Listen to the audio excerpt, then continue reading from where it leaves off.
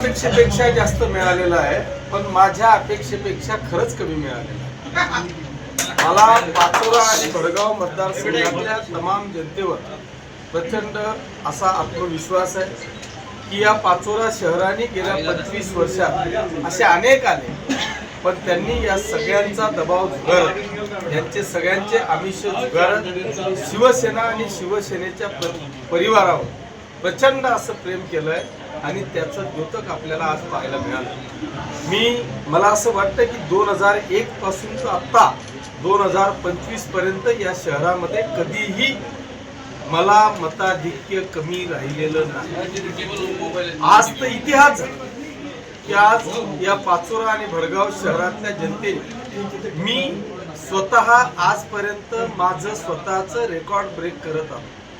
मी पहिल्यांदा या जनतेने मला विधानसभेला 28,000चं मताधिक्य दिलं, मीच माझं रेकॉर्ड तोडलं आणि 40,000चं मताधिक्य मला दिलं।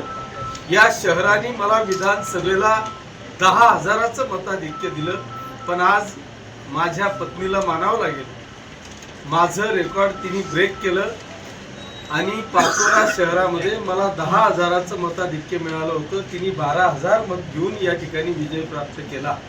हा खरा म्हणजे एक इतिहास या ठिकाणी झालेला आहे। त्याच्यामुळे पाचोरा आणि भडगाव शहरातल्या तमाम जनतेचे मी मनापासून आभार मानत असताना माझा हा पाचोरा आणि भडगाव शहरातल्या जनतेला आजचा हा विजय त्यांना समर्पित आहे। जर का माझ्या मतदारसंघातली जनता माझ्या पाठीशी की खंबीरपणे कायमस्वरूपी उभी असेल तर कितीही नेते घेऊन गेले तर त्यांना मी डगमगत नाही आणि त्याच पद्धतीचं दाखवून देण्याचं काम माझ्या जनतेने केलं।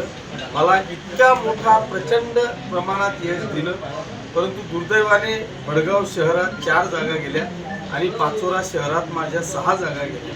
त्या 100% अनपेक्षित गेल्या। एक जागा तर 19 मतांनी गेली, एक काहीतरी 40-45 मतांनी गेली। जो काय पराभव झाला त्या पराभवाला डायरेक्ट नाकारलं जनतेने, असं अजिबात झालं नाही। कुठेतरी निसटता पराभव माझ्या पाचोरा शहरात आणि भडगाव शहरामध्ये झाला। माझ्या मते 100% जागा खालच्या पण आणि वरच्या पण ह्या निवडून आलेल्या आहेत असं मी समजतो।